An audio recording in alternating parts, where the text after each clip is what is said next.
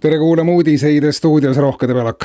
Valitsuse töölaual on karistusseadustiku muudatus, mis puudutab varavastaseid kuritegusid. Riigikogule antakse menetlemiseks tagasi varastamise seaduse eelnõu. Kuna politsei on alarahastatud ja ülekoormatud, siis ei jõuta jalgratta või tööriista vargusi menetleda. Ka autod ja kallim kodutehnika jääb inimestel enamasti tagasi saamata. Selleks tulebki appi tagasi varastamise seadus, mis lubab inimesel, kellel on murtud näiteks kuuri sisse ja varastatud jalgratas, õiguse minna ja kelleltki endale uus jalgratas asemele varastada. Kui tagasi varastatakse oluliselt kallim jalgratas, kui inimesel enne oli, siis peab vahe endisele omanikule hüvitama. Tagasi varastamise seadus annab inimestele vajaliku elementaarse turvatunde, et tema vara on kaitstud.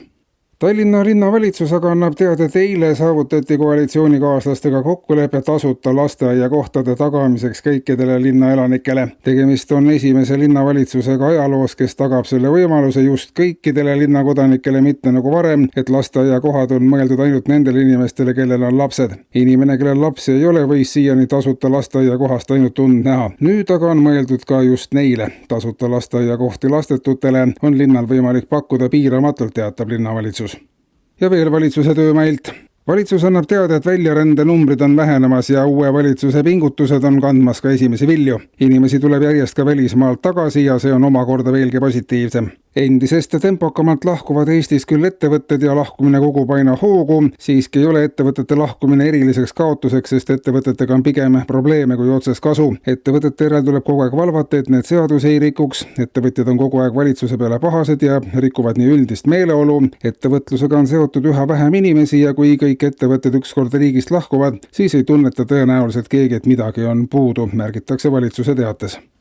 Veel on valitsus ära kuulanud mitmete metsateadlaste seisukohad Eesti metsade olukorra üle ja loodushoidlikuma Eesti saavutamiseks on intensiivsem metsaraie siiski valitsuse sõnul vajalik. Ehkki loodusteadlased on olnud seni vastupidist meelt, siis aitab metsa kiirem raiumine tegelikult likvideerida lõpuks ühe kaua kummitanud probleemi, milleks on prügi metsa alla viimine. Nimetatud pahega on aastaid tulutult võideldud, kuid kui metsa jääb järjest vähemaks, siis jääb järjest vähemaks ka kohti, kuhu prügi viia. Kui kogu riik on ükskord lagedaks raiutud, on kõik mitmekümne kilomeetri ulatuses hästi näha ja metsakatva varju all ei saa enam toimetada loodusvaenulikku tegusid ja rajada ebaseaduslikke prügimägesid. Eesti saab metsast ja prügist puhtaks 10 aasta jooksul.